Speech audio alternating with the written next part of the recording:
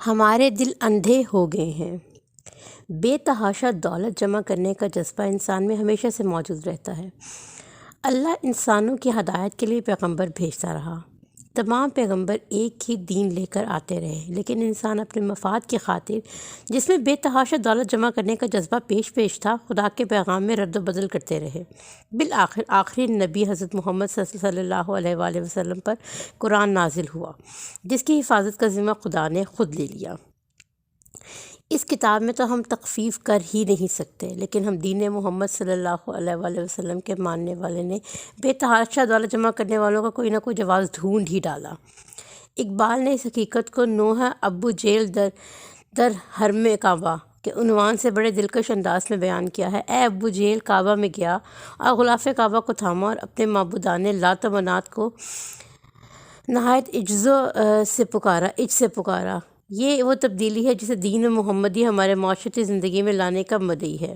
وہ اس سے بھی کہیں زیادہ خطرناک ہے کہ وہ طبقاتی امتیاز مٹانا چاہتا ہے اور تمام انسانوں میں اس قسم کی مساوات پیدا کرنا چاہتا ہے جس سے امیر اور غریب کا فرق مٹ جائے۔ یہ خالص کمیونزم ہے جس سے محمد بن صلی اللہ علیہ وآلہ وسلم نے سلمان فارسی سے سیکھا تھا۔ یہی دین جس کا عملی طور پر نفاذ ہم نے اس پاک وطن میں کرنا تھا، لیکن ہوا کیا؟ پچھلے 5 برسوں میں ارکان اسمبلی کی دولت میں 85% اضافہ ہوا، جبکہ عام پاکستانی کی آمدن $198 تک کم ہو گئی، جبکہ تحقیق کے مطابق 1180 پارلیمنٹرین اور ارکان اسمبلی کو ارب پتی قرار دے دیا گیا۔ اب اس بے تحاشا دولت کے بارے میں کیا کہیں گے؟ جنرل فیض کی بیٹی کا عروسی جوڑا اور ہار تقریباً تمام ممالک دیکھ چکے ہیں اور تمام ملک بھی دیکھ چکا ہے۔ کون ہوگا جو اس دولت کی غلط تقسیم کو روکے گا؟